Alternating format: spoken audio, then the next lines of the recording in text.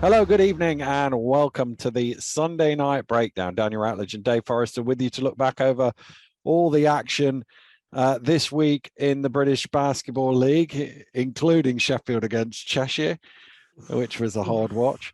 Let's go back to a slightly higher scoring game on Wednesday night. London Lions 95, Caledonia Gladiators 87.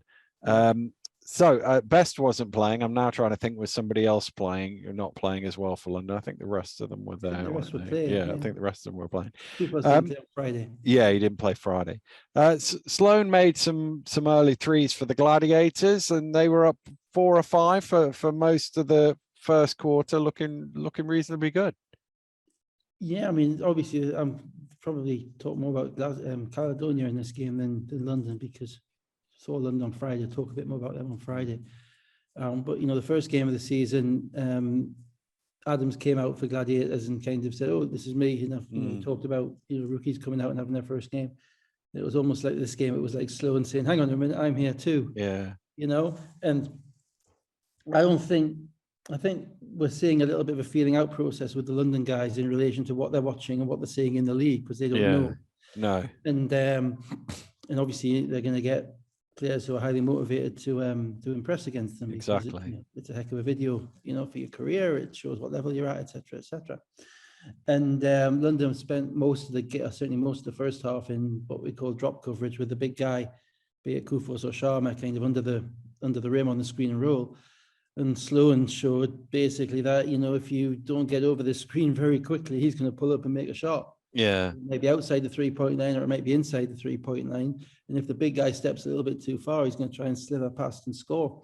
So that was kind of an example. I thought first quarter in particular was an example of his skill set. It was great for a scouting video, because you can say, that's what this guy wants to do, Yeah. He did it, and he really, really looked under control and made some plays. And London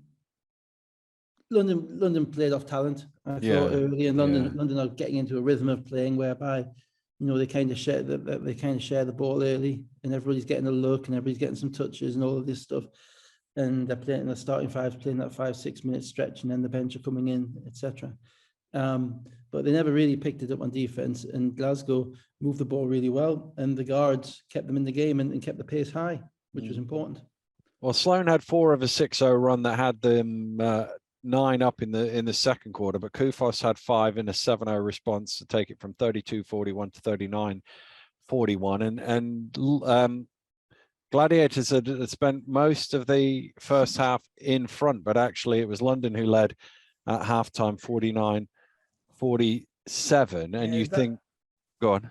Sorry, it's just that thing of, it's when if you're running that type of rotation, it's when the starters come back, it's hard. Yeah. That's really when your starters are in rhythm, and then you bring them back in because you've got a 10-man rotation going. You can bring them back in with, 6 or 7 minutes to go in the quarter, and then you've got playing against teams who aren't quite as deep. That's when the advantage, can really be asserted. And I thought that's what happened a little bit.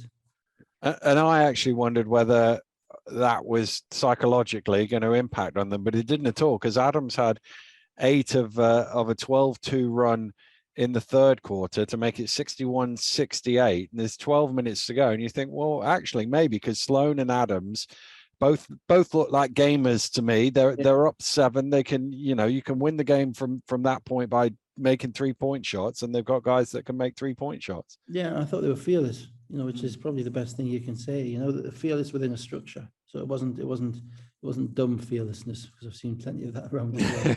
It was relatively smart fearlessness. And again, you're going to get that because, that's not necessarily the way they're going to play every night. And, Adams went on and had 2 points on Friday night, so they are, there's a growing into it. But what it means is that every team can, should have players at that level who can make shots if they are disrespected, or not even disrespected, or not guarded in a certain way. And Adams is probably 6'5". He looks 6'5". He looks like a unit, and he has a nice touch. So if you don't get out and make that man, make him dribble and move him around and make him work, he can beat you. And not just that, they got a good minute out of Tappe as well, the backup centre, because Fraser played and got going in the third quarter. But Gareth was clearly happier with the bigger guy on the court against, because London are big. I mean, Yeah, they are big. I saw them in person. They are huge. And, you know, Tape gave them some good minutes as well. And whilst London, it actually made London eventually, you know, change just a little bit. We'll talk about that in a minute.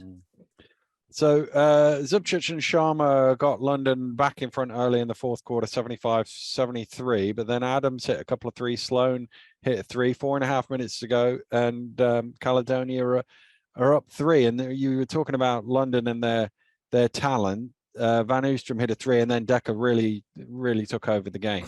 Well, what happened? This is the interesting thing, because, you know, watching the evolution of London is really interesting for a basketball nerd like me. You know, really interesting, because there's a lot to juggle there. There's a lot of players, there's a lot of talent, a lot of size, a lot of ego, a lot of high standards. There's games that you're expected to win, and that can often be the hardest thing with players, when players are expecting to win, because it means that when things go against them, it can kind of shake them out of that kind of consistency of thought, you know, that self-belief, particularly early in the season when you don't necessarily have that much familiarity with your teammates. And when you've got that much personnel, it can be tricky to try and figure out what your various lineups are. And I was impressed in this game because Luke Nelson struggled in the beginning of the fourth quarter. You know, he was playing the point. He's kind of a combo guard. I wouldn't think even he would describe himself as a full-time point guard. Extremely talented. But for whatever reason, they were struggling to get anything going. And the biggest thing you look at with a talented team, it's like the Warriors, or, you know, any team that's won things, and even Rob's Riders, you know, over the years. Who's their closing? Who's their closers? Who's the coach going to play when it matters? You know, really, who's he going to play? Because that kind of impacts upon everything. And at this point in time, this part of the year, it would be quite, you know, acceptable for the coach to get it wrong, because you're still figuring stuff out. Yeah. It doesn't necessarily, there's never a perfect answer. But I thought he made a couple of really good and brave decisions. One, he took Nelson out. Van Oostrum hadn't played the second half, hadn't played many minutes at all. But he didn't bring Van Oostrum out. So he didn't put him on the court to be a point guard. Put him on the court to space the court. And he gave Decker the ball.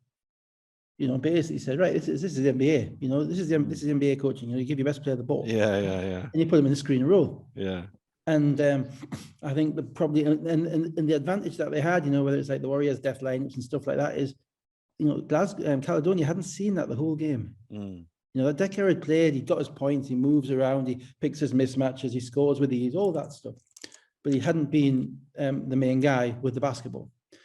And, you know, at the time, I was thinking, after they did it twice, and he got to the rim, then they ignored, then they lost their coverages, and I think he knocked down a 3-point shot at the top. Yeah. And at that point, I was thinking, you've got to trap him at half court. You know, this has to be like Doncic rules. You've got to get the ball out. You've got to get the ball out of his hands.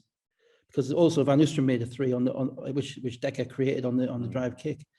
And once he was in the screen and roll, and there wasn't much of an adjustment from Glasgow in relation to the way they were guarding it as opposed to anybody else.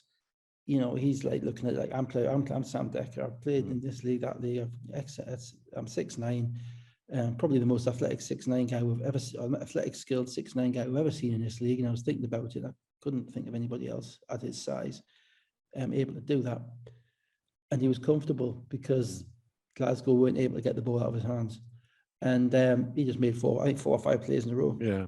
So, you know, DVO tied it with that 3. Decker then M1, Decker then 3, Decker then drive, and London a 92-87 up with 1:23 to go.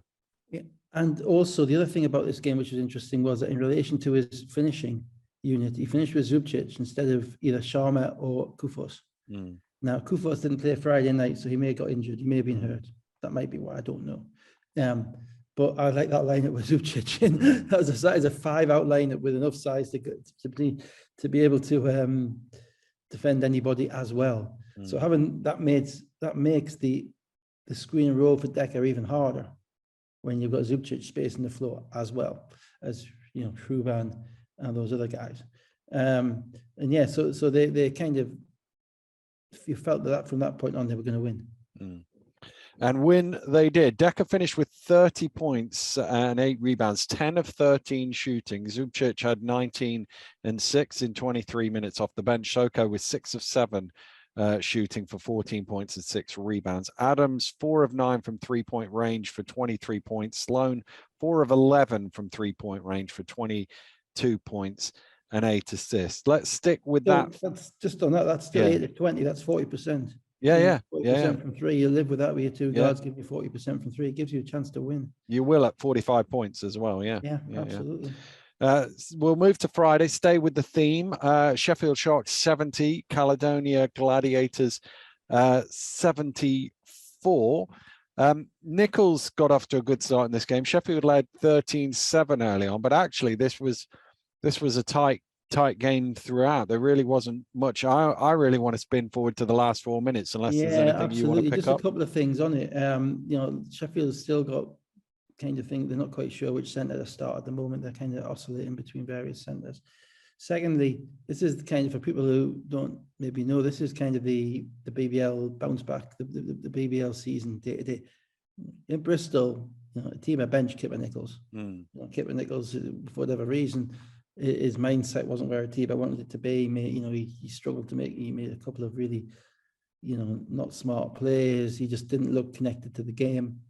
And Kipper comes out, first 5 minutes of this game, and he's playing like Michael Jordan. He's showing all his physical characteristics, all his skill set. He's playing with force. He's playing with power. He's dunking the ball. He's looking for a shot. And that sometimes happens. It's a long season, and players. It's a real skill to be able to maintain kind of a level throughout the whole season. Sometimes players do oscillate up and down, and it's about the man management of the coach to know how best to handle that player, whether you need to, the old football cliche verbiage, pat him on the back or hit him on the head, And obviously the advantage that Sheffield have with that is that it's Nichols' 3rd year, so the coach knows him. And that's the benefit of continuity. It isn't always just about having good players playing well all the time. It's about knowledge from a coach of his player's personality and how to maneuver and manipulate and get the best out of him. They also started with Banks instead of Glasgow again, which I was a little bit perplexed with, unless Rodney's not fully fit. It seems to me that I assumed it was health related, because he obviously only played plenty of minutes. So I'm kind of think you're at that point of the season where you want to have your starting 5, particularly your backcourt, sorted. And if he's healthy, I think he probably has to start. But yeah, the game was, you're right. The game was for Caledonia. It was a little bit after the Lord Mayor's show. It was, they got a little bit more out of their wings actually in this game than they did at London. And Jeremiah Bailey, whose name I forgot last week. Sorry, Jeremiah, if anybody has been daft enough to tell you to watch this. Jeremiah Bailey, he came out and showed some aggression, getting to the rim and nailed a couple of shots. And Onwas came off the bench. He hadn't been playing, I don't think, the week before. He'd been injured. And he kind of showed a bit of glue guy kind of capability, big body defender, took some charges. Not quite sure how good a jump shot he has, but certainly someone that's definitely playable. So those guys kind of helped a little bit because Adams really struggled to get anything going at all the whole game, and they rode Ali Fraser a lot longer in this game than they did against London, and played him. Sheffield were in the game. Sheffield were there. They were competing hard, as they always do. Not much, they need cheap points from somewhere, Sheffield, I think, and they're not getting enough cheap points at the moment. They don't have like the guy Johnson that they had last year, who could come off the bench and just fire up 12 points in 5 minutes. And they don't really have much. Rodney and Glasgow and Saeed Nelson are probably more half-court point guards than you would describe as kind of up and away point guards. So they don't get much easy, but they don't give up anything easy either. No. So that's the type of game you're going to get. Yeah. So let's go right to the end. 4 minutes to go. Nelson drive, end of the shot clock, 65-60, 61. Big play a minute later. Fraser had hit a free throw, and then Bailey with a a block of Oganyemi at the end of the shot clock. Yeah. He was runs down court, dunks it 65-64. Sheffield again late in the shot clock. Rotino with the corner three to make it 68-64. And then the next play down was great work from Jimenez, because Fraser had missed a three. He got the offensive rebound, kicked it out to Sloan, who was open for three, and it's a 1-point game with just over two to play. I mean, Gareth's given Jimenez a lot of run at the moment. Jimenez is a really interesting player from kind of my perspective as we're looking at the overview of the leagues and how everything fits together, because he was a pretty dominant point guard in NBL 1. Not necessarily scoring point guard, but, triple-double candidate. He rebounded the ball well. He's a great passer of the ball. Certainly it was at that level. And he's shown a little bit of that at this level as well. The issue with him is basically his body shape and his athleticism. Is he going to be able to withstand the pressure that some of the more athletic guards are going to put on in the BBL? And there were times in this game where he struggled. There were times he turned the ball over, at times picked the ball up a little bit early on his dribble, where it looked a little bit harder than it should be for a point guard to get the ball over half court. But then there were other times he spotted up in the corner and made a three. And then and there was other times whereby there was another near the end where he dropped a beautiful bounce pass into one of the big guys to lay it up. And it's interesting that he's basically playing the minutes that Bunyan was playing. Bunyan's still playing a little bit, but basically playing off the ball almost entirely. And it's interesting at this point of the season watching Gareth kind of trust him and see what he can be, because everything he passes, he does everything apart from possibly pass the eye test at the moment, and that might just be a matter of just not being a first year BBL pro, getting in the weight room, getting your body up to absolutely the maximum of what it can be, and learning that. But he's definitely got a future there, and it's interesting to see that Gareth's playing him through his mistakes. That which is encouraging, because he obviously sees something there that he likes. So that was a bit of a digression. Where are we? 2 minutes to go. A bit static, but Rotino gets a floater off the glass at the end of the shot clock, 70-67. Come the other way, Sloan slips to the floor, and despite Yuri's protestations, I don't think it was a travel. And he managed to kick it out. Provided he doesn't move when he's on the floor, basically. He can try and get up. Jimenez with the pick and roll with Fraser for the dunk, 70-69. Yeah, that's right. And so you've got Fraser in the game, but the important thing is you got Jimenez in the game right at that point, right at the end. Which is intriguing. He made a good pass for that. And then it basically came down to a two-possession game, didn't it? And who wasn't? So Kipper misses a three with 1:22 to go, 1:12 to go. Sloan with the drive, 70-71.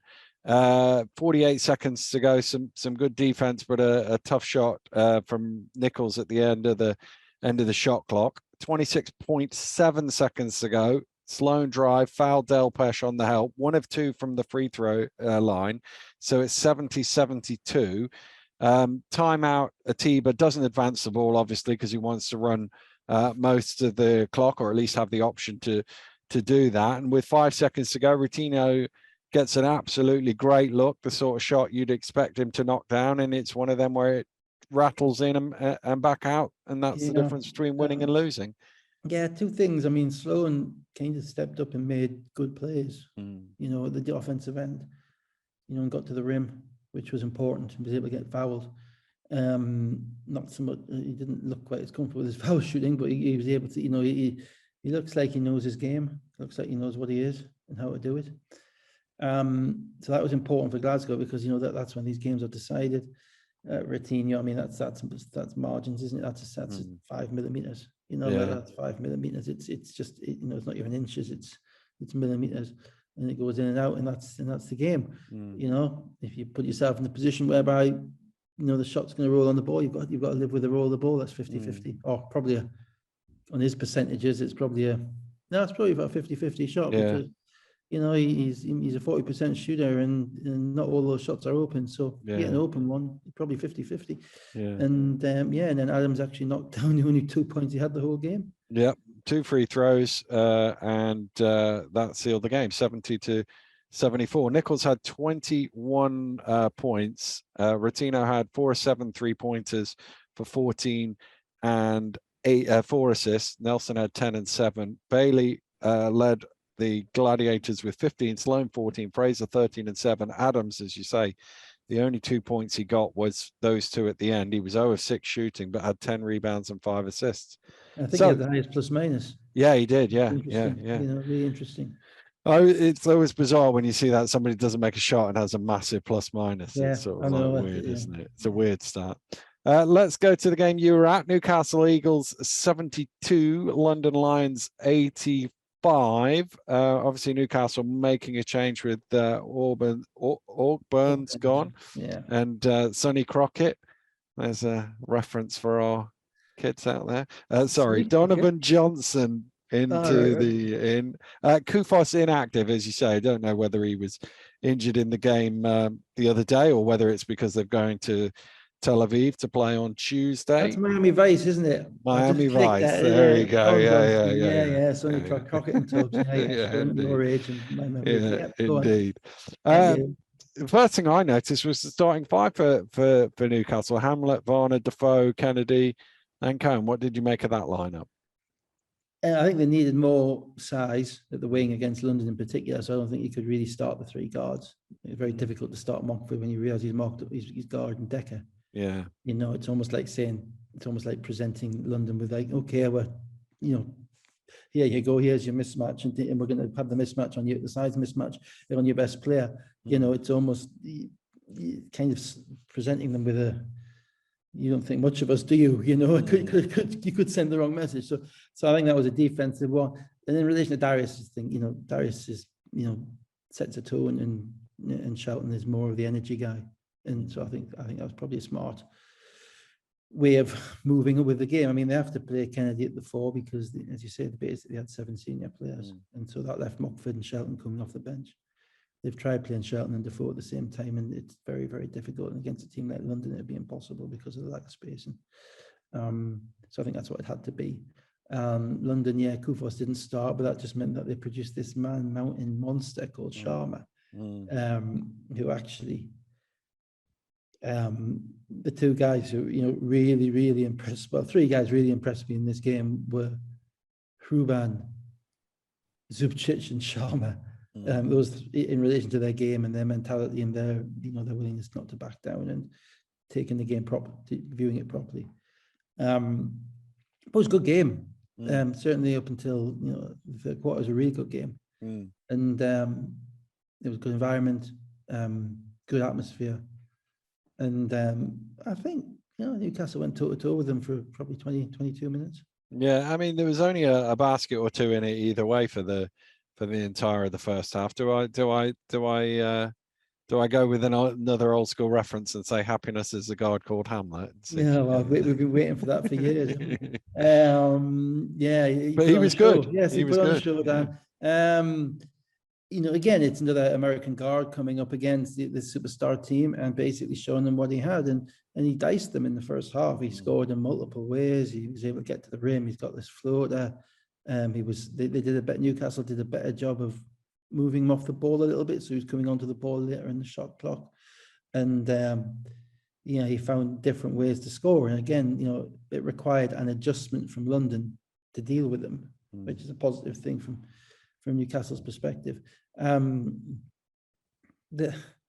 London, though, I was watching them thinking, they have 7 guys who are basically a good ACB team. A good Spanish ACB team. That's a top league in Spain.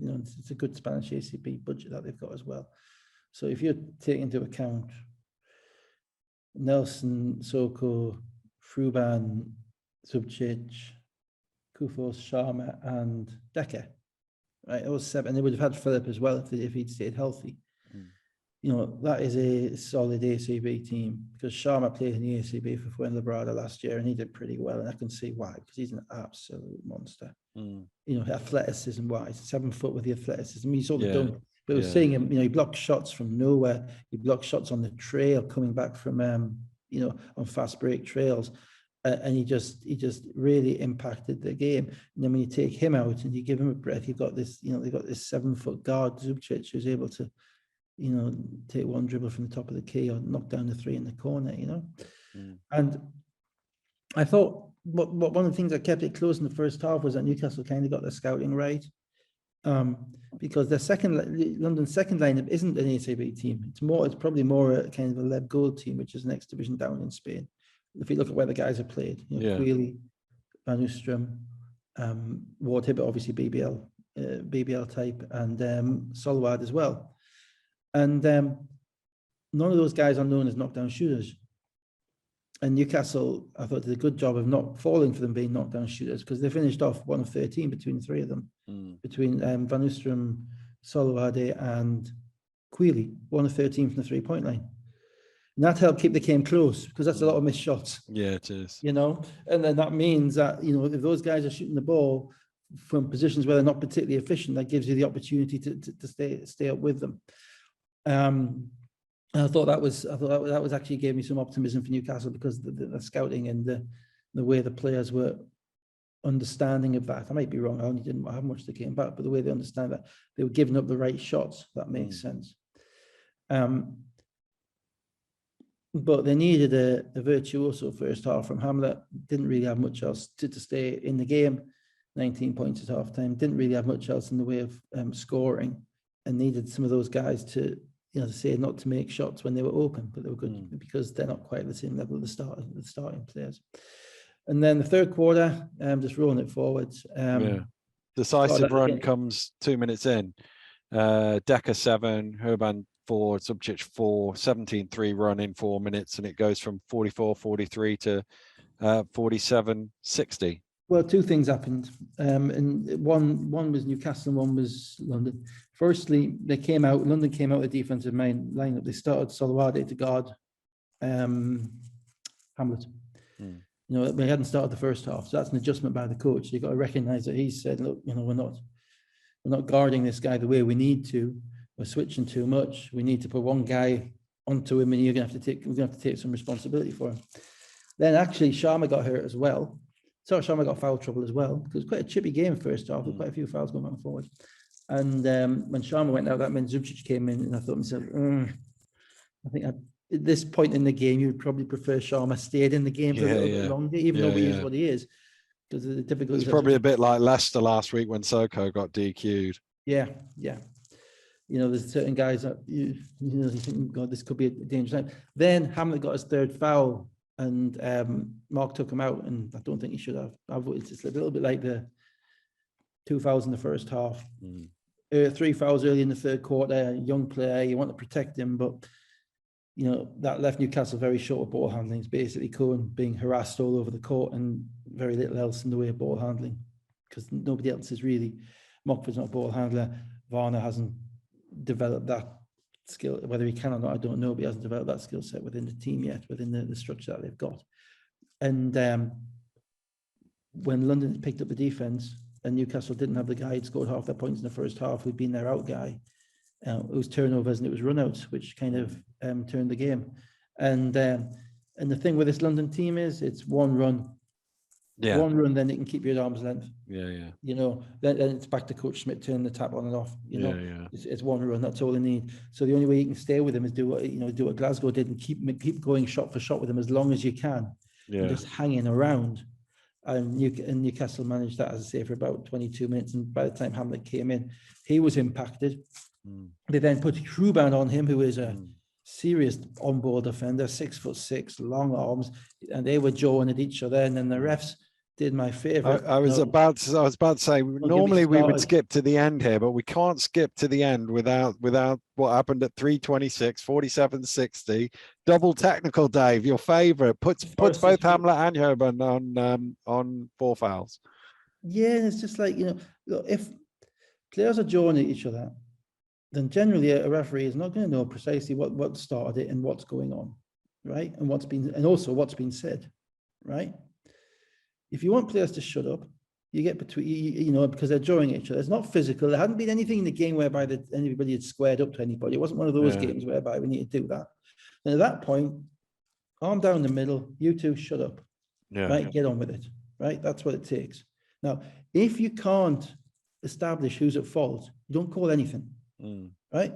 If you say, shut up, and then the next person opens his mouth, that's fine. Tee him up. Okay, but if you don't know who it was, then you shouldn't be calling anything. And these are fouls that unfortunately matter, because 3 fouls becomes 4. It matters less for London than it does for Newcastle, because Newcastle got 7 players and London got 16. Sorry, 12. And then they get a little bit of a cameo from Bradley Caboza as well, who comes on and plays very well, which I think impacts that. But no, the double technical, I just thought, it was a chippy game, but it wasn't a chippy game. There wasn't anybody knocking it. There wasn't anybody. There's no prospect I could see of a fight going on. There was, the basketball players talk to each other. They always will talk to each other. There was a classic one today, and I forget who was at the free throw line, but Dusha. It was. You could see Dusha chat, and whoever was on the free throw line was chat back, and it was just like it was just on with it. Yeah, it was just Shelton. Yeah. And if the ref thinks it goes a bit too far, the ref just goes in there and says, "Look, shut it." Yeah, that's fine. But you can't be calling double technicals for basketball players talking to each other. If one of them crosses a line, you call them for it. I've got no problem with that. But if you don't know who it was and you say, "Oh, therefore it's both of you," no, that's too impactful of the game for me. It's an easy call in the NBA. I get it in the NBA. It doesn't matter in the NBA. All it does in the NBA is it means that one more technical and you're out. That's the whole point of it. Shut up, get playing. It's double technical. No one gets a foul shot. Doesn't count as a personal foul. Get on with the game. Grow up. By the way, it's 50 grand out your pocket as well. That's what it is. In European basketball, it does. So I don't know. I don't approve of that. I haven't watched it back. I don't. So might be. You can't really see. You can't really see what happens on the cameras. But it was one of those ones where when it happened, I was thinking, I missed it. I don't miss much, but I'm sitting 3 rows from the front. Yeah. What's going on in the court, and I just didn't see it until I saw it. And even the ref signaling it didn't. Jeff and Dave were a bit. What's happened there? They didn't quite clock it either. Just, anyway, but I think the die was cast by that point. I'm not going to. That didn't impact the basketball game. Die was cast. No, because at that point Hamlet was getting more pressure. They were paying him more attention. He'd struggled a little bit with the fact that they'd given up the lead. I think mentally when he was out of the game, and as I say, then Caboza came in and he made a couple of shots, which was tough because if he's going to be the one, if he's going to make those plays, and you're going to struggle. And again, Newcastle's lack of bodies and lack of scoring hurt them because they only had one guy in double figures by the end of the game. Yep, Hamlet, 29 points, was the only player in double figures. There were 3 of 16 from behind the arc. Decker led the way for London, 15 points, 7 of 9 shooting, 7 rebounds, 3 assists. Urban was 6 of 6 shooting for 12. Soko had 12. Caboza had 12. Zubcic had 11. Compare and contrast in the. Decker is just, Decker is a Rolls Royce. But there's some nice cars out there in the BBL, right? But Decker is a Rolls Royce because it is simple. He's not just a guy who jumps so high, not just a guy who can shoot the crap out of the ball, but he's a guy who gets the ball in the right place, moves to the right spot, is totally confident in his skill set, doesn't appear to be dominated by ego. It isn't perturbable. It doesn't appear. I haven't seen anything get under his skin yet at all, which can happen. If you think you're the best player and you don't make really interesting.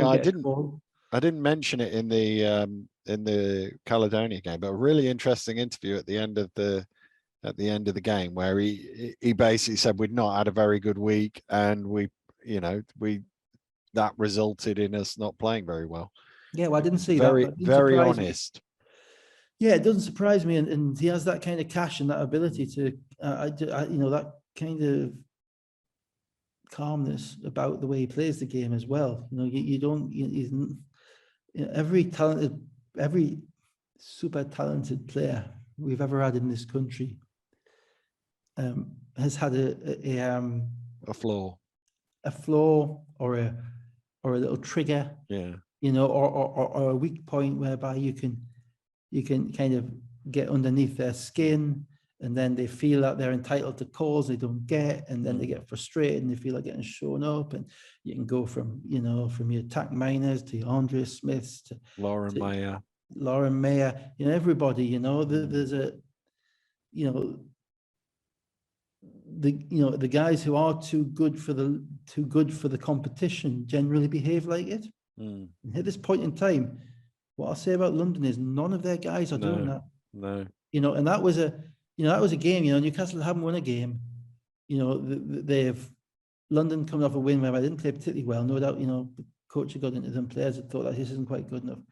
And it was a scrappy game for two halves. And you're thinking, you know, is there, you know, whereas last year London had a mental flaw and Newcastle actually beat them in that game. This year, you know, you just saw a kind of a calmness, a professionalism about them.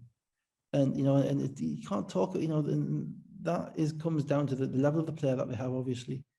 It comes down to the message that they're getting from the coach. You know, the coach has to stay really level-headed with this team. Because if he demonstrates overexcitement or he demonstrates favoritism or something which is even perceived as favoritism by somebody else on the bench, you know, then that can take away. So, you know, basketball coaching is not all about just emotion. It's not just about flying up and down and jumping up and down, all that stuff. You know, when you've got a team like that, there needs to be one message from the players from the coach to the best player to the rest of the guys, and I think there was. So Lions now 4-0, and obviously this is the point at which their Euro Cup campaign starts. Euro Cup back this week. So let's go to Bristol, where the Flyers beat the Plymouth City Patriots 87-77. Smith was back for the Flyers. Patrick Lanipacun, I think that's how it's pronounced, has signed for the Patriots. No Antonio Williams for them, and you're wondering, oh no, where they're going to get their offense from. But we've seen Elvisi Dusha do it before, and he really stepped up big time for them in this game. Yeah, well, I mean, I remember obviously when he was a guy who literally wouldn't dribble left. You know, his first couple of years at Surrey, he was, you know, with his right hand, he was John Stockton. You know, with his left hand, he was John Goodman. You know, he just would. You know, we could stand on his right hand, and he could stand his right hand, and you know, he hadn't progressed his skill, but he really has. I mean, he has. He's kind of the last couple of years been kind of characterized as a sixth man, coming off the bench and running the point for a team. And I think the two games over this weekend, he's kind of demonstrated he's a bit more than that, you know, because he has made himself from being a reluctant shooter to being one guy you really have to keep your hands up on all the time. A reluctant driver to being one who drives enough to keep a defense interested. And a smart enough ball handler to never, you know, that he is what Jimenez needs to be. You know, and Jimenez is starting, so I'm not blaming it on him. Jimenez is basically starting at this level, right? So what Dusha has become, and Dusha is 10 years in or something. 10 years in, absolutely, yeah. But we have a mindset in kind of this country that we kind of think of people as still young Brits. Stuff like that, because they were once a young Brit. You know, this is the Johnny Bunyan, Elvisi Dusha mindset. You know, these guys are 10-year pros. You know, and the important thing is the reason that they're 10-year pros is because they've developed their game over that period of time. You know, to allow them to be, you know, able to do that. So it didn't really surprise me because he's always had an all-round game. As I say, it's you know, now if you don't guard him going left, he'll just step back and shoot the ball or he'll drive. And they need it, and that kind of helped because Williams is a little bit of a, not say a ball hog, but he's a little bit of a free spirit with the basketball. He can get to whichever spot he wants. He rises up, he shoots it. He's energetic. You know, he's jumping up and down. He's dunking in the fast break, all that stuff. That's great because every team needs that. But also, you know, what Dusha gives the other guys is a little bit of certainty as to where they're going to be and what they have to do and where they're going to get the basketball. And together with Hassan, obviously, who is still the preeminent inside finisher in the league and has been again for, you know, 8-9 years now since he came with Leicester. That gives them an ability to score, which is what you need. That said, Bristol in that gym, you know. There wasn't really much. There's another game where there wasn't really much in this in the first half. Ollison made a couple of threes late on in the first half, and that had Bristol to a double-figure lead, 51-40. And probably the most surprising thing is the 51 bit of it. It's still a bit jarring to see Bristol at that sort of number. But to be honest with you, at that point, I'm thinking there's no way back for Plymouth here without their primary scorer. What are they going to do? But Dusha comes out, makes a couple of threes to start the second half. Bristol's making mistakes offensively, and 4 minutes into the third quarter, Patriots had the lead 55-59. Yeah, I think Bristol have kind of captured the Red Bull flag from Manchester this week, because they were very bitty in this game. There were periods of time whereby they looked like they were going to blow Plymouth off the court, and there were other periods of time where there was a lot of standing around, and one thing Plymouth are is gritty. Brandon is a very, very gritty player. Again, a guy who's improved his jump shot as well. So credit to him. Simons is gritty. And they've got some athletes. Hawthorne and Bell are both athletes, so physically they can kind of keep up with Bristol. So the question then is, have Bristol got enough smarts, or can they create enough on their defense to kind of get out and run and overwhelm the lack of depth of Plymouth? At the beginning of the third quarter, they really didn't. That their offense kind of stuck. Ball got sticky. Miller wasn't overly effective in this game. It was actually Watson Gale who came back in, who kind of helped them. When Whit Miller's not overly effective, that kind of takes away a little bit from their creativity, and it requires guys to make plays. So Bell has to make plays, and King has to make plays. And they struggled, and then they turned the ball over because they're not all pass first guys, and Plymouth got out and running, and Plymouth had a bit of momentum. So it was kind of the Ewing theory. It was next man up. You lose one guy, but it doesn't necessarily mean that you're noticeably weaker because somebody else steps up to take the reins. What they struggle to do, however, and this is where the Williams thing comes in, is to just be able to score down the stretch. So they went into the fourth quarter up 3, Plymouth, 64-67. A Mahan 3 sparked a 9-0 run to start the quarter for Bristol, 73-67. Still 5 points between them with 5 minutes to play. But then you mentioned Watson Gale. He hit 2 3-pointers to cap an 8-0 run, 83-70 with 1:26 to go. And that was basically it. Yeah, it's a typical rookie season for Watson Gale. Great game, nothing, great game. So whoever's playing them next, I hope he's back to a nothing. But of course, Samuel stepped up in the last game to take over the minutes that he needed. So yeah, they're I don't know, they're a tough team to describe. They are fun to watch, and they're going to keep going at you. And as you said last week, are they going to make enough shots? But they have guys who can shoot. Mahan, Ollison, Watson Gale have kind of demonstrated they can shoot now. And then they have all that stuff going on, and Delpesh holding it down with Smith. So I like them. I want to see them on the road. I want to see them on the road because it's harder to shoot on the road than it is at home in that environment. I'm not totally sold on them, but they're 3-0. So who can be overly critical of that? 3-0 and sticking it to Drew Lasker. That's what we like to see. Sticking to Drew Lasker. Well, he's just living on the Plymouth-Bristol rivalry, isn't he? He's a forgotten Plymouthian. We did get to see the first 5-second violation of the season at the Wise campus, but it was on the baseline, so it didn't quite look right. I don't remember. Was it near the end? It's about 2 minutes to go, 2.5 minutes to go. After the Brandon technical, they couldn't get the ball in there. In play. I'm off that now. I'm not someone for dragging up dead horses. Happened last year. Move on. I think people in Bristol understood that it was being talked about. So we'll just leave it for now. Maybe 2 or 3 weeks time if it happens again. Interestingly, their inbounds players appear to be very straightforward, but they've got so many guards now. If they can't, if you can't get the ball into all the guards that they've got, then it really isn't on the coach or the staff. It's on the players. In fact, it was on the players last year, to be honest. So Ollison was 6 of 12 shooting for 18 points in 21 minutes off the bench. Watson Gale had 13 points in 20 minutes off the bench. King had 13. They had 41 bench points, obviously, those two combined, but 41 out of 87 is good production off the bench, albeit from 2 players. Dusha, 3 of 7 from 3-point range, 21 points, 5 rebounds, 8 assists.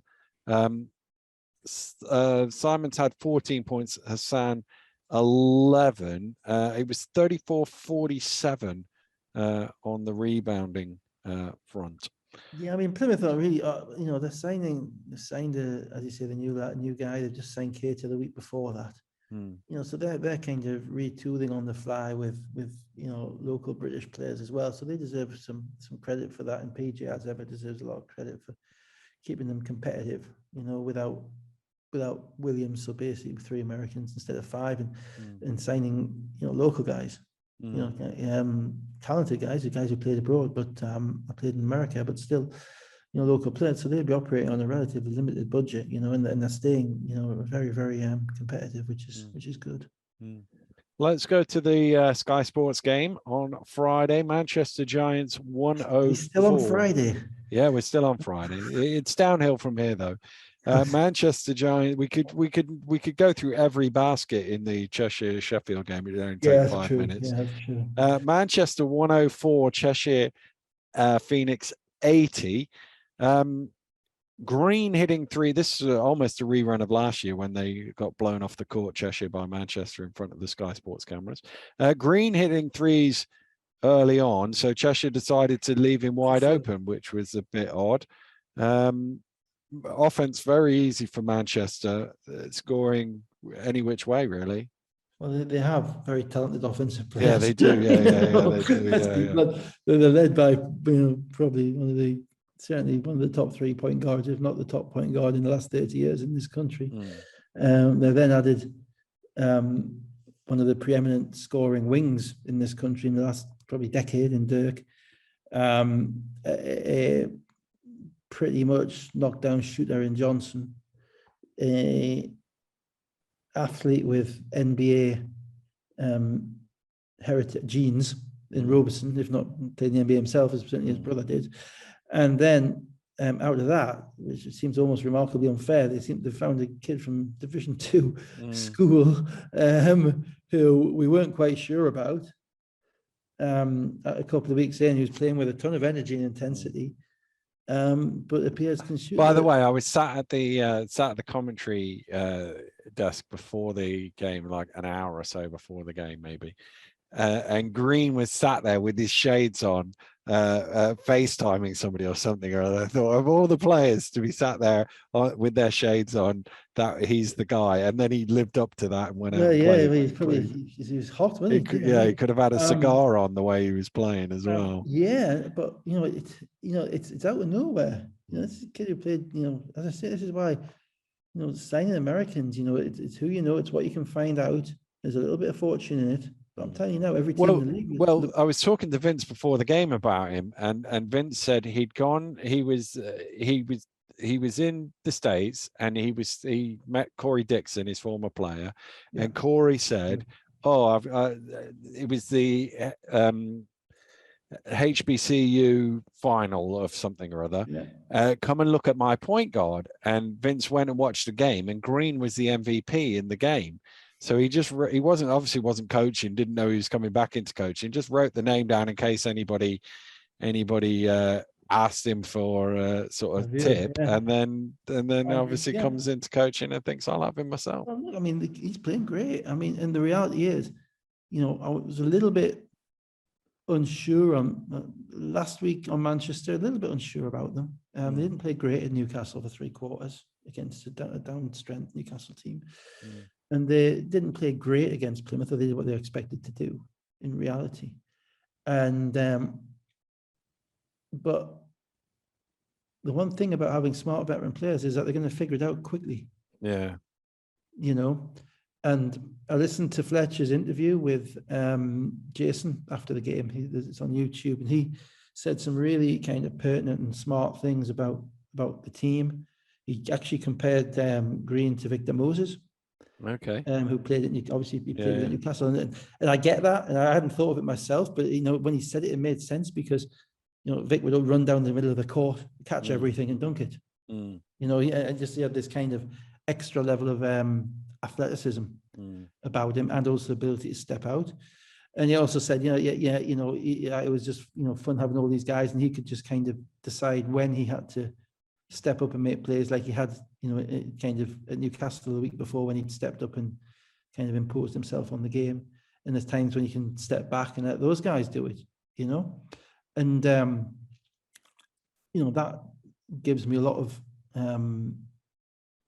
I have a lot of faith in the Manchester team. If that's the way it's being run, if that's the way they're doing things, because as I say, there's not a better person or player to quarterback a team with that much kind of youthful athleticism than Fletcher. There just isn't. And when you add in, at the moment, the guards are doing fine, but their bigs are overwhelming the league. Lee and Green are overwhelming the league at this point in time. And if you've got bigs who are making, 8-9 threes between them a game, that gives so much space for everybody else. You've got athletes who can defend. And they just, from what I could see this game, they just had far too much. Yeah, it was one of those games where Austin and Anderson were just about keeping Cheshire in it, but you just felt like the dam would burst at some point. And then start of the third quarter, another Green 3, and it's out to 55-38. And then as the quarter went on, Green, Williams, Lee, they're all hitting threes. It's past the 20-point mark, and then we had the dunk at the start of the fourth quarter. Just on those threes, though, I mean, they were, Green threes I can kind of live with. I don't think you'd be getting them off proper teams moving forward. But at the moment, the rep was out on him as a shooter. You didn't know if he was or not, if he was just a guy who jacked up shots and a few of them went in. Yeah. I think we're probably pretty sure now that, if he catches the ball on the perimeter, you're going to have a hand up. You have to make him dribble, see if he can make plays from the 3-point line off the dribble under control. You can't just stand there and let the guy shoot because he's got enough of a stroke whereby it looks like it's going in. Yeah. Maybe don't overplay him. Yeah. And have nobody behind you protecting the rim. And not down the middle. But that'd be not down the middle. But that's that's something that adjustments that teams are going to have to make. But the problem is having to guard him like that means that you open up more space for Fletcher and Williams. Yeah. And they will use that because they understand the angles of the court. The dunk. Yeah, wow, incredible travel. Yeah, it was trouble, but it was. I think it was one of those things where it was so like out of nowhere that nobody was expecting, that even the referees didn't notice that maybe he'd lifted his pivot foot on the throw, but lifted it and kind of translated forward. You be the referee that waves that off. I can think of a few refs I've been around who have thoroughly enjoyed waving that off. The other thing is, speaking of which, clean up on our outlets. Have you ever seen anything like it before? I think we were probably both at the same game where we saw something very similar in about 2001. Donnie Johnson at Aston Villa on the fast break. He might have thrown it from a step closer, but not much. Fast break, threw it off the backboard, caught it, dunked it. And of course, in those days, you weren't allowed to pass the ball to yourself off the backboard, and it was rightly called a travel and wait. Yeah, Donnie was interesting. He played a couple of years at London. He had 1 year at Newcastle. He's done everything. I think he played for Tony G's team. Didn't play for Fab, played for Tony G, I think. But played with TJ. And that was the year they got to the trophy final in Cheshire, and Piero beat them in the trophy final. But no, I can't go. I'm trying to think, watching it, it was like, okay, but it wasn't what he did. It was that he had the confidence, the insouciance. It's not arrogance, it's insouciance, it's instinct. It's feel for what's going on, it's feel for the game. But he'd even thought about doing something like that. It's youthful exuberance, whatever it is. The fact that his mindset was in so much of attack mode that he thought, I can do this. Right, is the thing that gets you. And he's a problem. And and the fact that he's a problem means that people are kind of forgetting about William Lee, who's also playing like an MVP at the moment.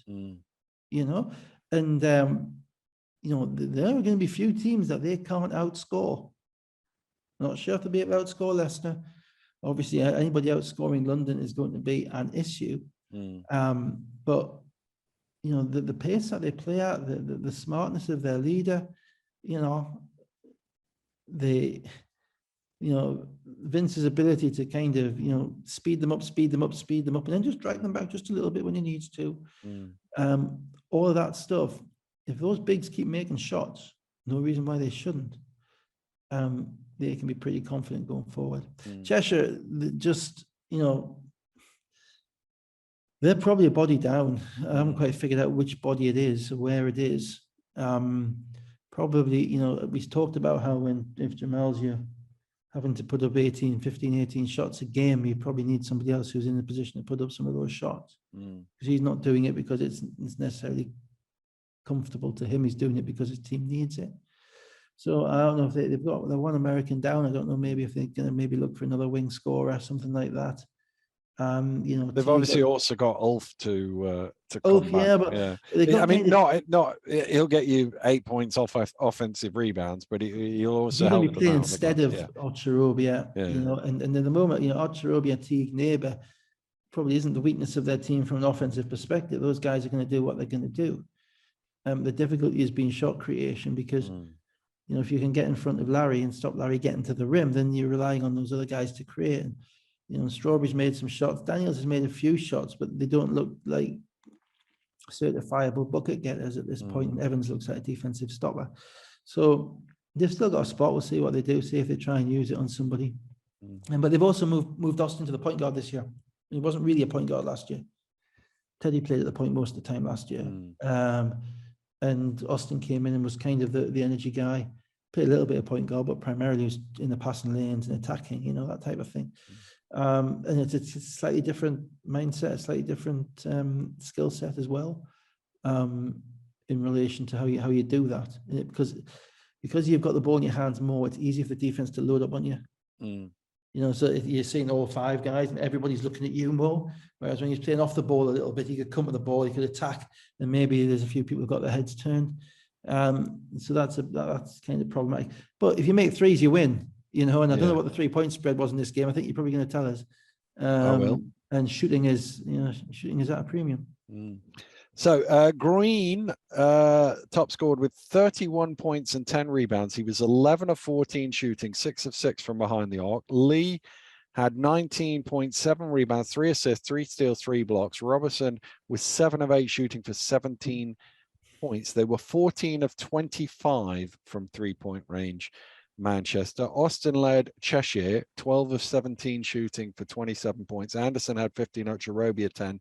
They were 3 of 27 shooting. I think they only made one more. Manchester only made one more field goal than Cheshire in this game. So there was 11 threes different off, and Cheshire took 2 more than Manchester. Yeah, so Manchester made 26 field goals, Cheshire made 25 or something like that, more than that, sorry. And Manchester had about 10 more foul shots. But threes. And I'm sorry, but if Dirk makes a 3 from 3 feet outside the line, you can't say that's just Dirk. You've got to stop that. I don't think Cheshire really had the mindset to, as you say, to get out there and take that stuff away. At some point in the game, you've got to take something away and then make the opposition adjust. And any team that lets Manchester, that lets those guys bomb threes, I think you would probably let Robertson shoot threes, help off on everybody else. But he's so good at slithering around the basket and finishing in traffic as well. And he's so good defensively with his body. They're a tough cover. I was really impressed with what Fletch said after the game. Thought he was, he's got a handle on this team, And if he's got a handle on this team and he's running this team the way he wants them to be run, they're going to be good. They are going to be good. Let's go to Saturday, which was Surrey Scorchers 67, Leicester Riders 86. First look of Derek Thornton as he actually played this time. Zach Jackson was out with back spasms. Rob Paternoster said in an interview at the end that Washington was at about 50%. Yeah, I guessed that because he didn't come back in, did he? Yeah. And he was standing behind the bench rather than sitting on it as well. Yeah. Lawrence and Teo are obviously out. They still haven't got Johnson in yet, so short-handed Surrey. Instant impact for Derek Thornton. A couple of pick and rolls right at the beginning. Darian Nelson-Henry enjoying that, I'm sure, and Thornton was scoring himself, and Leicester start 15-4 after 4.5 minutes. Yeah, I thought I've got a lot of nice things to say about Leicester in a minute, but I thought the Surrey's defense at the beginning of the game was abominable. Because Leicester picked them apart and they scored 15 points in 4 minutes and they didn't shoot the ball from outside of 3 feet. Seriously. They got layup after layup after layup and they just picked them apart. And I had no clue, where what Surrey were in the screen and roll. There was just nothing there. Whereas every shot because Wang got the first layup off the tip off, so it was 15-2 in reality. Yeah. And every shot Surrey shot was tough, was properly defended, and they just, it was almost, it was one of those games where it was too easy for Leicester early, and that kind of slowed them down a little bit moving forward, because they didn't have to shoot any difficult shots, didn't have to make any threes, they just went layup, layup, layup, layup, layup. On Thornton, I thought exactly what I kind of thought when I signed him. Really kind of high-level BBL player. The ability to get downhill is going to help them. He's going to get some cheap points in transition for them, which they're going to need this year, probably more than they have, because they don't have as much in transition, I don't think. Obviously, I haven't got Jamel there anymore to run the cheap ones. No, he wasn't there last year, but even so. And Gino through the ball. So he's going to help with that. The issue with him will be, if we don't know yet if he can shoot the three, that's the bottom line. Because he made a couple of nice 15-footers off the screen and roll. He was 0-3 from the 3-point line. He shot a couple, which I immediately looked at Rob, because I know what Rob thinks about early 3-pointers in the clock. And he's like, you could see him biting his tongue. But overall, you would probably say, if you're Leicester, you're probably 90% happy with him on that game, and you're only going to get better in relation to what they need. Surrey stuck in. Leicester got a little bit sloppy. Surrey don't have a point guard. Bottom line, they play, and Luke Bazumbu, bless him, he found playing against Cheshire's defense a little bit different to play against Leicester's defense. Yeah. Suddenly you're going over Mo Walker with Mark Loving kind of hanging around as well, and the guard who's staying in front of you and harassing you, and it's not quite as easy to finish at the rim. So you got a charging foul and that type of stuff. So Lloyd put him in, then you had to take him out, and he ended up with Patriot Wang playing at the point guard spot, and I'm quite certain he wasn't brought in for that. So you started a massive disadvantage from that perspective. Then, because of that, they couldn't really create much in the way of open shots. They created some hustle plays, but they didn't shoot the three ball very well because they weren't getting very good looks, because Leicester's defense is so good. And the biggest thing, and this is what I want to say about Leicester, and this is kind of the game as a whole, because the game, whilst it was close, was never close in my mind. It was the quality of the shot Leicester were getting compared to the quality of the shot Surrey were getting. The differences in how hard they were having to work for it. And you only saw Rob stand up about once. And then he called a timeout when they turned the ball up 16, but that's kind of performative timeoutery. That's kind of, making sure your this is a guy who went over a month not calling a timeout last season. Yeah, because he knew his team, and he was at this point of the season. You call that timeout because he's turned the ball over, and you want to make sure that the new guys get the message.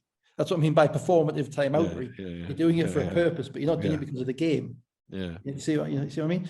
You didn't have that purpose last year because you just didn't need to, because he knew what his team was, and he knew his team understood.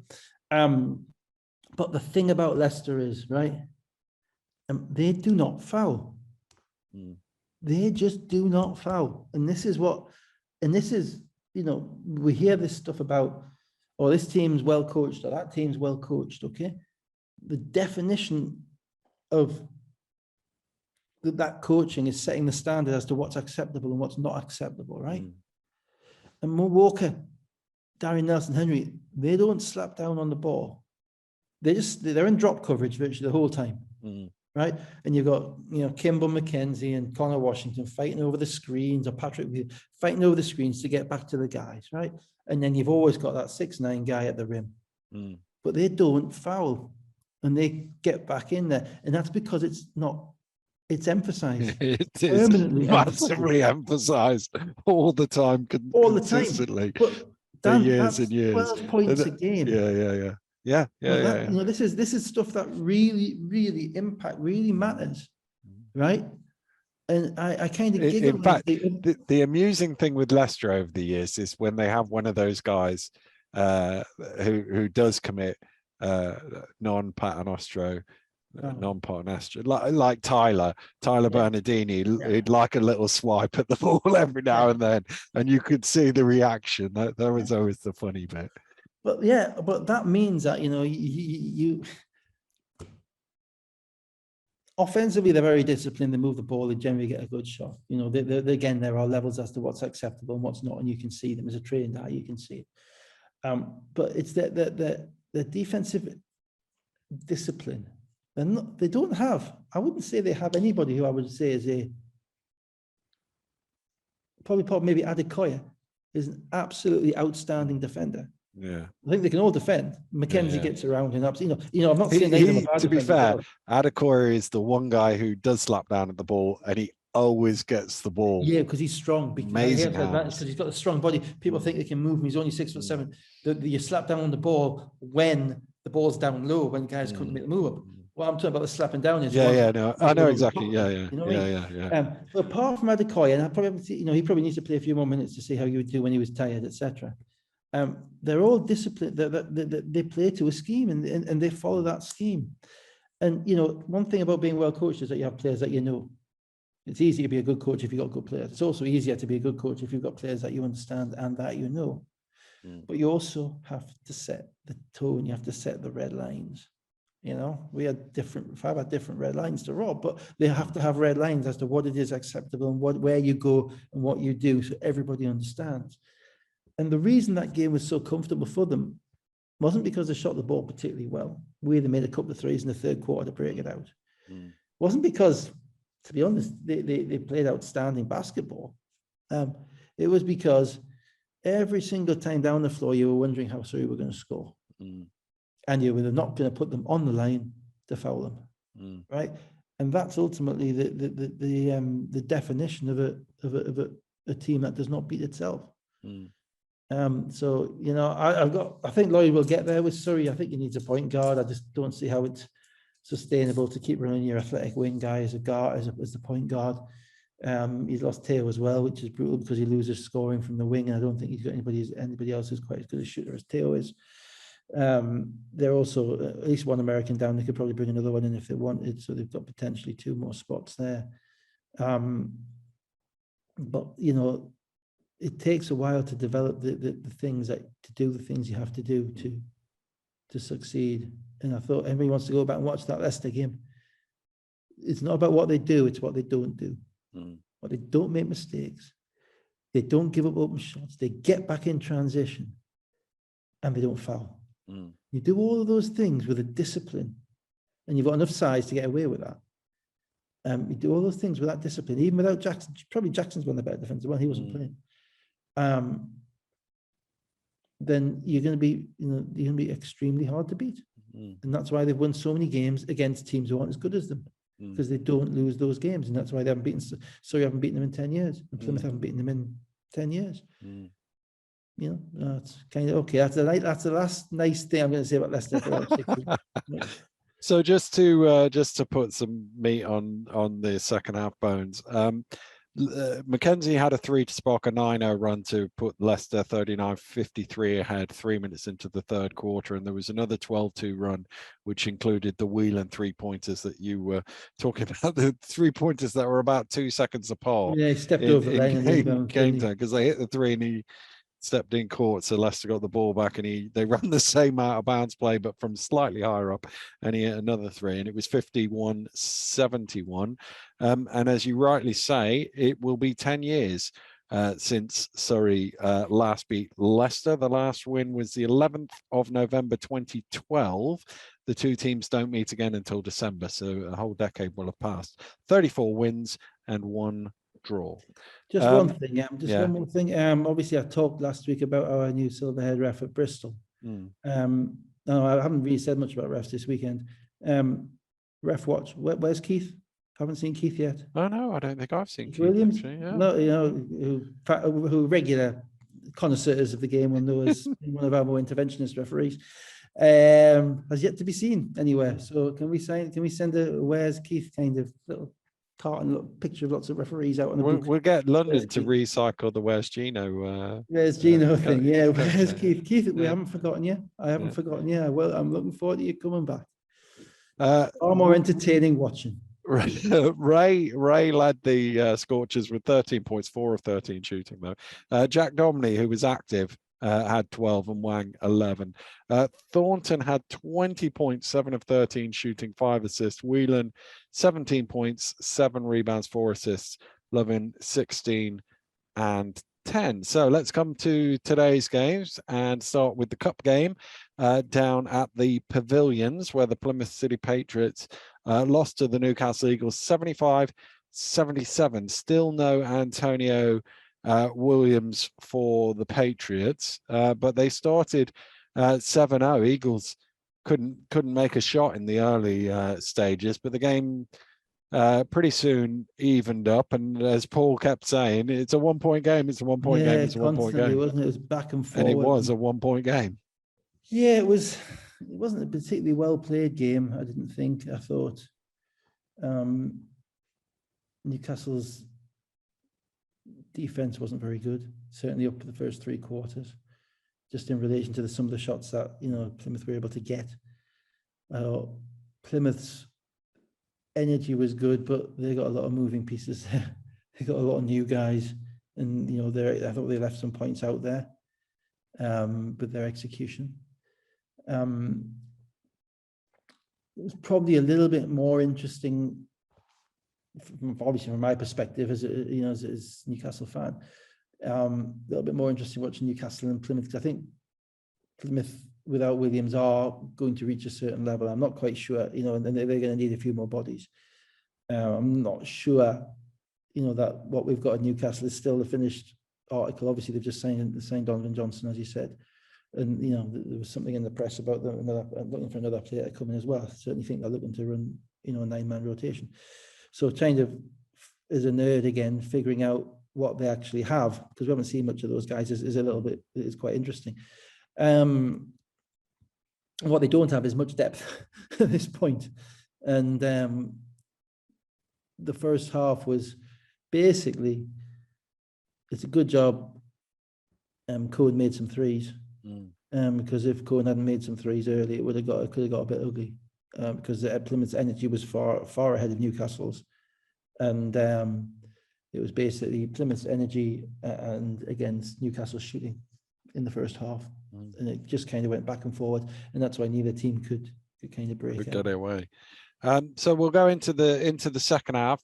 Shelton made a couple of plays. Cohen hit another couple of shots. It's 56-62, and it felt at that point like they had a chance to pull away Newcastle, but they weren't able to take it. And then Hawthorne and Brandon hit threes to tie the game at 62 apiece. Kennedy missed a 3 at one end, and Hawthorne made one at the other end. And Hawthorne's the type of guy you'll kind of live with him making a 3-point shot, because he's not reputed as a guy who shoots a lot of them. The worry for me was always that, from my particular biased perspective, was that the energy thing would just kill Newcastle, because they put a heck of a lot into Friday night against London. They really did. Because you had to, otherwise you're going to be embarrassed if you don't, against them. And then you get in the car and you have to do the 400-mile trip on the Saturday, and you stay over, and then you're playing at 3 o'clock on a Sunday, and you got 7 guys, and basically 4 of them are new to the league. Oh, beg your pardon, 3 of them are new to the league. Mockford and Kennedy have never done that drive before. Mockford played at Plymouth. Mockford would have done it the other way. The other way, but on a Friday night, not on the second game of a weekend. And you have, Defoe is 38, who probably didn't need that drive, and Shelton, who you never know. So I was worried that their legs would give way, and I think they kind of did in the fourth quarter. Certainly the rebounding got ugly. Newcastle didn't get the scoring that they need out of Varner. If they're running 7 guys, Varner has to score. He's a scorer. He's been scoring in college. He's been scoring in Australia. He didn't look comfortable in the court, and they're going to have to figure him out, and he's going to have to figure a way of scoring the ball, because they need that wing scoring. Plymouth made enough shots. LVC ran the team really well. Troy Simons made a couple of big shots in the game. We'll get to them in a minute, I'm sure. And also Issa Brandon. Issa Brandon has a chance to be really good if he knocks down that 3-point shot consistently, because he has the competitive spirit. He's a bit of a nuisance, a bit of an irritant. He's got decent size. He finishes well at the rim. The knock on him was always kind of, what is he? Is he a lead guard? Is he a 2 guard? Is he a shooter? Is he just kind of one of those guys who scraps and is kind of hustle guys? But if he's developed that the 3-point shot, and he seems to be shooting it a lot more naturally than he was last year, the year before when he was playing, then he has a chance to be a real pickup for them, because he's got the mindset, I think. It's just whether his skill level kind of picked up with that. So they made enough shots to stay in the game, but then Hassan stopped playing, and then Cohen stopped playing, and it all got a bit weird, kind of bizarro by the end. So let's get there. Speaking of people who are not renowned as 3-point shooters, Darius Defoe hits a buzzer on a buzzer beater at the end of the third quarter, 62-68. I saw your tweet about the first one since February. You go back on his stats, and there was a year we had him shooting threes, and I remember, he shot 38%, and he can shoot. Keep shooting. I remember there was I remember putting out a stat where there was the weekend you'd played away at London City Royals and at home against somebody else who I can't remember. And he made more 3-pointers in that weekend than he had, I think, in the whole of his previous career or something crazy like that. It was a season with Victor Moses, and we were playing 5 out. So basically just stretch the floor. We had Kyle Williams, Jeremy Smith, and just let them attack the rim. And that means Darius had to get the hell out of the way. So to get the hell out of the way, you got to shoot it. The best memory I have of that, and I'm digressing a little bit here, was Tony G coaching London City, I think. Tony G knew Darius from when he was like 18. He coached him ever since he was a kid, and all Darius had done is travel, then dunk, and then he learned to stop traveling, and then dunked and commit and shoot 15-footers. So we go down to Crystal Palace, and Darius drops. I think Darius makes his third 3 halfway through the third quarter. Yeah. And Tony G has his look on that look on his face whereby he's literally about to explode. Like, we're meant to be doing this. This is absolutely right. This is perfectly scam. He doesn't shoot these, and Darius is just really, really entertaining. That was the game. I think that might have been the game of it wasn't the game of the War Play. It was a different game. Anyway, but yeah. So no, Darius, he can shoot. I wish he should shoot more. He should shoot more threes because it would open the space up. But he had to shoot that one on the buzzer, and he knocked it down. To clarify the tweet, because it was his third this decade.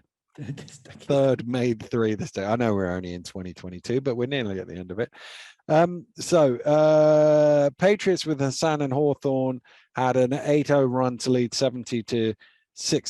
Mockford and Simons then trade 3s, 75-74, and then Darius, in his more familiar territory, top of the key, knocks down a jump shot, 75-76 with 2:16 to go. Yeah, and they kind of needed that from him, because, as I say, at that point, I think Cohen was out because he was, I think he was hurt. Hassan was out as well. And I didn't see when he got hurt, but I can only assume he was hurt because he only had 3 fouls. It was basically who was going to be able to make a shot and who was going to be able to get some offense. And it's a nice little trigger release. That 15-foot, that 18-foot jump shot that he has, it felt like 2 teams that were kind of staggering onto each other's right-handers. Yeah. And you weren't quite sure which was going to stand up the longest, or whether they were both going to collapse on the canvas at the same time. The answer to your question, by the way, it was nobody, because it was 75-76 with 2:16 to go. Nobody made a shot again in the game. That's kind of so Hawthorne missed the 3, Varner missed, Simons missed. Hawthorne blocked Hamlet. Simons was wide open with 12 seconds to go, and missed a 3, and that was probably the chance to win the game right there. Yeah, it was. I mean, you live with that shot if you're Plymouth. You live with that shot. You're right. I mean, I thought Hamlet was knackered by the end. He, as I say, he had a really substantial game on Friday night against London. Then he's played 36 minutes on this game. Kennedy played 39 minutes and 34 seconds of this game. Which is not really sustainable for a 32-year-old in the second night of a back-to-back. So they are. It'll be interesting to see what they can become and what further kind of adjustments are made, because I'm pretty sure they're not done yet, to try and get things right. Plymouth, again, they destroyed Newcastle on the boards. Absolutely. Well, there was a point early in the fourth quarter, I looked at it, I tweeted it out, where they actually had more offensive rebounds than Newcastle had defensive rebounds. It was 18-17 at the time. Defoe played 18 minutes and Shelton played 19 minutes or 20 minutes, and neither of them had a defensive rebound. Now, Darius ain't a big rebound numbers person. He's always been more of a position kind of box out guy. Duke Shelton is normally all over the glass. He didn't have a defensive rebound in 19 minutes, and Newcastle eventually won this game without a second chance point according to the stats. Which is pretty bizarre. It just comes down to the fact that they were able to make some threes. And well, I think they only had like 3 or 4 offensive rebounds as well.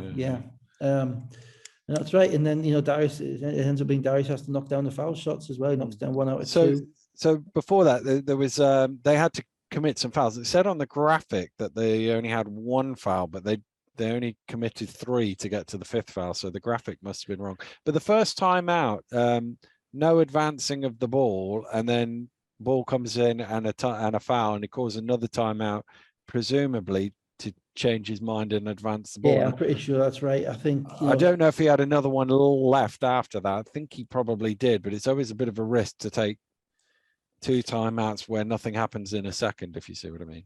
Yeah, I think the certainly, I think you're right about the changing of the mind. Sometimes when you call that first, when you say, "Well, have it," you have it in your mind that you're going to take it out of the baseline. In fact, they gave him the ball on the side, kind of almost on the corner. It was really I can't remember what happened to have the ball. So it gave them the ball not in a position where it was going to be easier to inbound.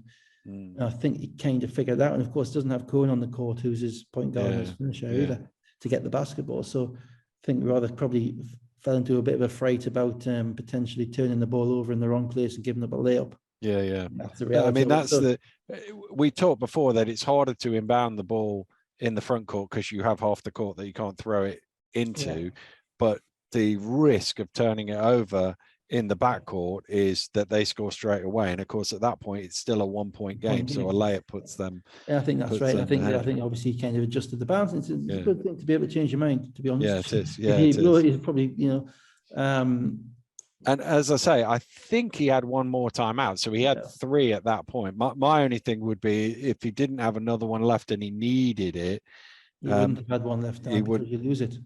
You lose it at the 2-minute mark if you haven't used it. Okay, so that would have been it. That would have been it, yeah. That would have been it. So that would have been it. But but then again, you're thinking, I suppose, if they come back, if we miss 2 foul shots, or even make both and they hit a 3, and you've only got 2 seconds left. You want it in the front court, don't you? I think with a new team, you want to control. With a new team, you want to control the controllables. My only thing is I'd have advanced the ball on the first time out. That would have been me. Again, it's that thing. Is it easier to get it in or not? Yeah. So Darius gets fouled on the last on the 5th one, so he goes to the line. He makes misses the first, makes the second, so it's 75-77. Timeout, advance the ball, obviously Plymouth down 2. It comes in, Newcastle had a foul to give, so they committed that foul with 6.2 seconds to go. And then Plymouth inbound the ball, and they end up with Lanipakin on a fall away 3 on the buzzer with a hand in his face. It was a tough shot for a guy who hadn't made a shot in the game. Yeah, I mean, 2 things. One, the foul to give, I thought, if you're looking at it in isolation, they probably took it a little bit early because Brandon was going nowhere.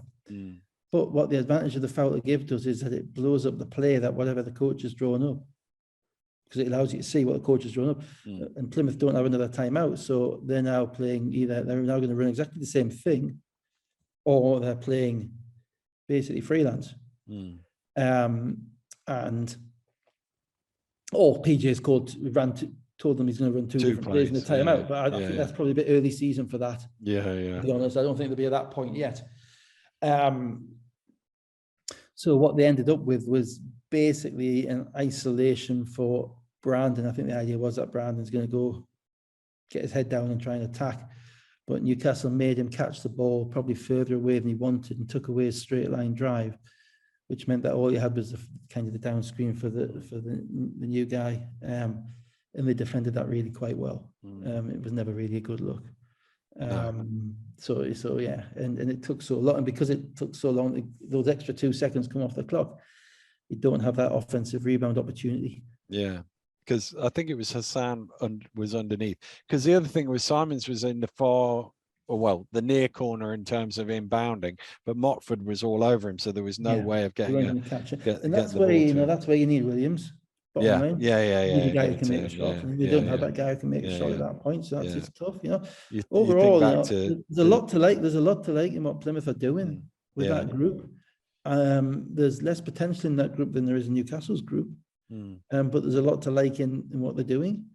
And I think they just need maybe probably another.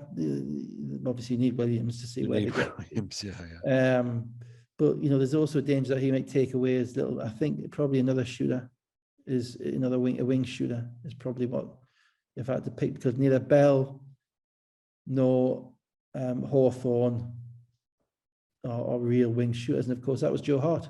Yeah. And Joe Hart's injured, you know, and just like Newcastle have been missing a stretch 4, and that was Raoul Graham, and he's been injured. You know, so people don't necessarily understand, because you just see the teams that are on the floor. Yeah. But these aren't necessarily the teams that were put together by the coach. Yeah. And when you lose how British all the parts linked together, how are the parts fixed together, and when you lose British players in particular, you can't just plug and play. to replace. You can't, you know, you just can't just find another guy who's just going to come in and do what Joe Hart does. It's like Newcastle can't just find another guy who's going to come and do what Raoul Graham can do, and just like Lloyd can't find another guy who can come in and do what Taylor's going to do. And those guys are the crux of your recruitment. You know, they're the kind of the centrifugal force that everything else spins around. When you're picking a team, so when you lose them, it kind of hits you harder in relation to everything else. Hassan was 8 of 10 shooting for 16 points and 7 rebounds. Simons 4 of 11 shooting for 15 points. Dusha 13 points, 8 rebounds, 8 assists. The offensive rebounding, defensive rebounding numbers finished 18 offensive rebounds to 20 defensive rebounds. So almost half of Plymouth's missed shots, they got a second chance on it. 12 second chance points, maybe would like 1 or 2 more. Well, they would have liked 3 more, to be fair. The overall rebounding was 45 to 25 in favor of the Patriots. Actually, it's quite impressive to win a game when you get out rebounded by 20. You just got to make 3-pointers. Newcastle shot 11-21. You know, so you make threes, and that gets you enough offense to get over the hump. Cohen was 7 of 11 shooting, 21 points and 5 assists. Hamlet 4 of 14 for 13 points and 7 assists. Shelton 5 of 5 for 13 points. Eagles will play, Eagles will play Leicester away in November in the next round. It's actually interesting. I mean, it is actually a big win for them. First, by the way, congratulations to Coach Mark for his first win. I think first professional win outside of the national team, obviously. So that he gets credit for that. It is kind of a big win for them, because it gives them a little bit of wriggle room in relation to, you know, okay, we've got a target now. We've got Leicester in 5 or 6 weeks. How close can we get to Leicester? You know, in that time, be it either internal development or be it, you know, recruitment wise, you know, or is that going to be a kind of a level that we're going to be able to compete at this year? So we've got 6 weeks to kind of get that ready, because they're not expecting to win the league, you know. That day this is a new team. So, and obviously we all know that, you know, if London lose 4 games, we'll all be very surprised, and Newcastle's lost 3 already. So that the disadvantage of that kind of, the advantage of that long league season is that it does mean that the pressure isn't quite there as it always was when I was around to win every bloody game. You know, there is a genuine, you can genuinely say, well, we need to get better. We need to find out what we got. And we need to look at which guys that we're going to be looking to keep going forward, you know, next year and the year after. That's how you build a program, you know. They're at year 0. Plymouth just needs some bodies. We've put it off long enough. Let's get to Cheshire Phoenix 49, Sheffield Sharks 62. You and I love a defensive battle. This wasn't it. Oh man. This was tough. Wasn't held back. Let's do the mitigating factors first. Obviously T got injured for Cheshire. That hurt them. That's it. They're the mitigating factors. Well, I suppose the fair, one thing is there's two early fouls on Cook as the Knicks started 9-0 and Atiba has to call a timeout and they're 13-1 down. But there was a lot of fouls in the game, so it was particularly in the first quarter really stop-start, and you couldn't quite get in a rhythm and that. I suppose that's a bit. That could be a mitigating factor. I agree. You know, and interesting because obviously Sheffield are feeling the pressure as well, just like Newcastle, 0-4. So they needed Sheffield have never been 0-5, by the way, in the league. Yeah, that doesn't surprise me. They're very consistent program, and so there's a bit of pressure on them. And obviously they come out and basically start like a bucket of cold sick. Basically, Bennett Cook. They throw the ball into Bennett Cook twice. He misses 2 shots, commits a foul at the other end. They're very out of sync in everything that they're doing. Cheshire aren't great, but Cheshire are able to score a little bit. Austin gets to the rim. Atiba actually has to bench Nelson after 3 minutes, which, if he's your lead guard, that's kind of sending a message as well that he comes out after 3 minutes. Doesn't come back in until shortly before the buzzer in the first quarter. And but then Cheshire basically played 6 good minutes of offense, which was the first 6 minutes of the game. Yeah. And then once their bench came in, I'm afraid Sheffield's defense just smothered them. And there's a little bit about the size of Sheffield and the way that they do defend really diligently as well and disciplined, and they stay in your grill. So and they protect the rim well. Well, you think Cheshire had 20 points inside the first quarter and finished with 49. I mean, that's local league, and as I say, they lost their space or in Teague, but it's kind of, you have people, if Austin's in front of you, the whole team's in front of him, right? You're not gonna give him a lane to the rim. You're gonna challenge everything. Then, because the whole team's in front of you, it requires him to be able to find shooters in the corners, and you've got shooters, but they're not knocking down shots. So Evans really not shooting the ball confidently. Strawberry's kind of a backup point guard, so he's not on the wing. Daniels as well, and and Jamal. So basically, it ended up being kind of a take it in turns to attack the rim, and there's either Cook or Oganyemi or Del Pesh, and then we've got smart, savvy defenders like Glasgow and Nichols and Ratinho, who aren't going to let you blow by them. And there was just very little kind of, once the drive happened, there was very little kick out, very little ball rotation either side of the court to move it around. Ball didn't see the second side much, and they ended up forcing up stuff. And then, and teams are playing in Austin's second season, so Sheffield are playing the scouting report, which is that you're not going to necessarily take away his 3-point shot. You're going to make him beat you from out there.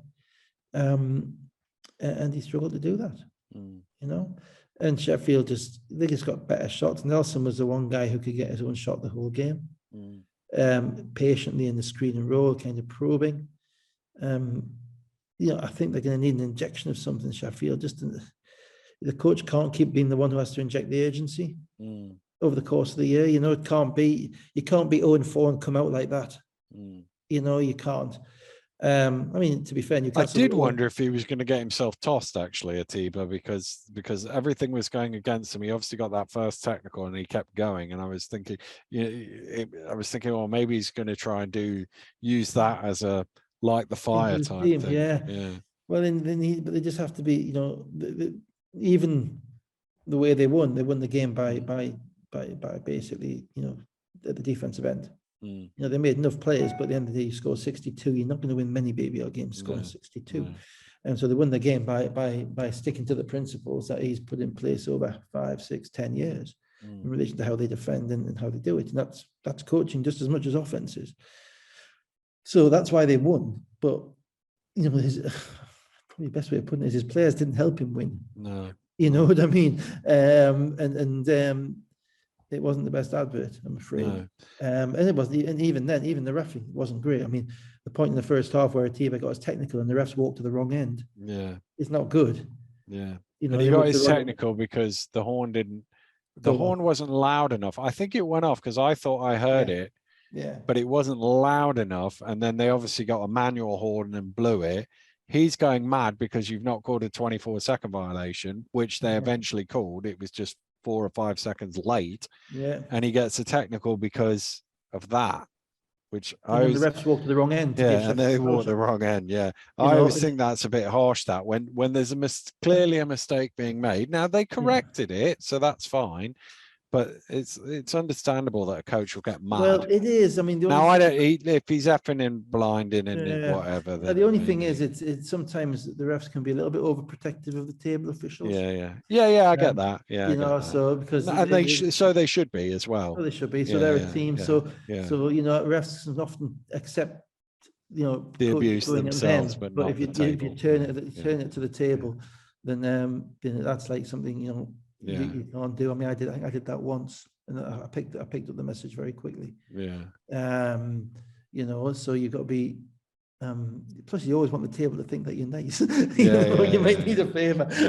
You don't want to wind up the table. You might need one of those timeouts after the ball's gone through the net. That was a 24 second. You really don't want to be unpopular with the table. Give me that timeout. Yeah. So let's spin through this game. 20-12 first quarter, 12-20 second quarter equals 32 apiece at half time. It's very slow. The offensive extravaganza. That was the offensive extravaganza. Sheffield had a 7-0 run in 5 minutes to lead 32-39, but Nichols had got his 4th foul in that as well. Neighbour 3, Anderson and 1 to 38-39. It's 49:50. I haven't written down the time to go here. I think it was about 4 minutes. 5 minutes. 4.5 minutes. Sheffield, obviously 49 is where Cheshire stopped. So I don't think they scored in the last 5 minutes of the game, is the point. So Sheffield with two scores in a row, and then Anderson fouls out, having got a technical as well earlier in the game.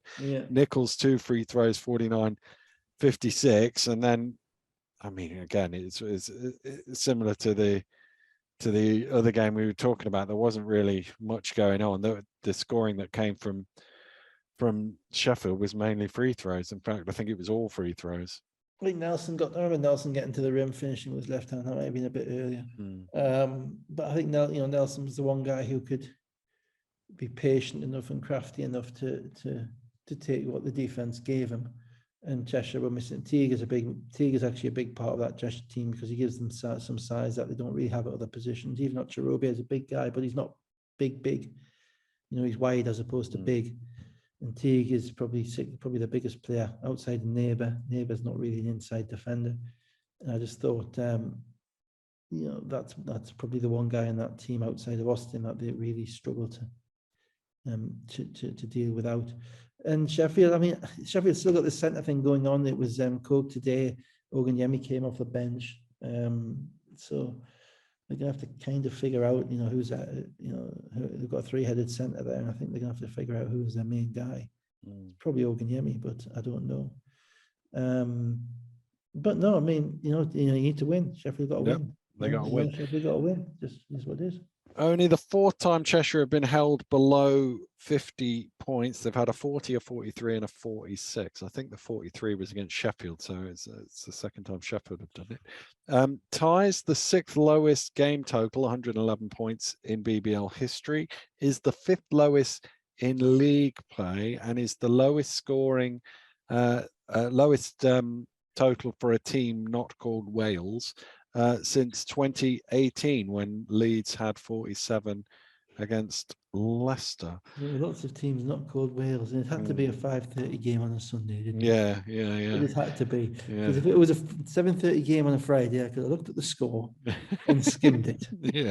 Right? And skimmed it. Today was the best day, wasn't it? You got 2 games, well spaced out, you could watch them all, and then you had to. I'm still complaining. I am literally a malcontent. I've got no interest in it. Yeah, absolutely. But the 5:30, I mean, those foul after foul after foul, and can't start this until it's finished because you've got to put your numbers in boxes.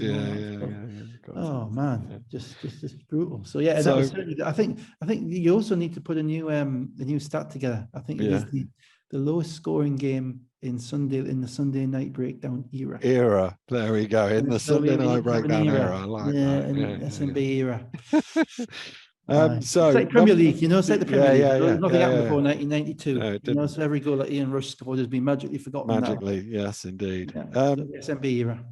So the numbers in boxes are Anderson 12 points and 8 rebounds. Austin had 10 and Daniels had 10. 16 of 57 shooting. Cheshire. Nelson was the only player in double figures for Sheffield. He had 21 points. They were 21 of 50 shooting. And I said they'd never been 0-5, and they still haven't been 0-5. So London and Bristol, the only unbeaten teams so far. But as you point out, Bristol yet to go away from home. London 4-0, Bristol 3-0. Manchester 4-1, Cheshire 2-3. Caledonia and Leicester are both 1-1. Plymouth 1-2. Sheffield now 1-4, and Scorchers and Eagles looking for their first league wins, 0-2 and 0-3 respectively. Although Eagles did win in the cup, as we said. So I think that will do it. Unless you've got any parting wisdom you need to impasse. No. No. Yeah, it is. Yeah, this is far too long. That was too long a week. Yeah. Are we doing the London European games? Are they on TV anywhere? Well, they're obviously on yourleague.tv, he says. Oh, right, he says, yeah, of course. Yeah, he says, your little side hustle. But you won't hear me doing a London game for a few weeks because I haven't got one. I think in London, I think November or something. I'm doing. So who's gonna? I'm doing Budushnos this week. If you want to. Who's going to tip the Sunday night breakdown crew a bit of free passwords type of thing? Well, we can't possibly say that on air. We would never encourage stuff like that. No. But I mean, if the media people at Euroleague.tv are watching this, as I'm sure they do religiously, I'm sure they do. Then they know where to go. Yes, indeed. On that questionable basis, we're going to wrap it up for a Sunday night. Have a great week. We'll be back next Sunday night. Goodbye.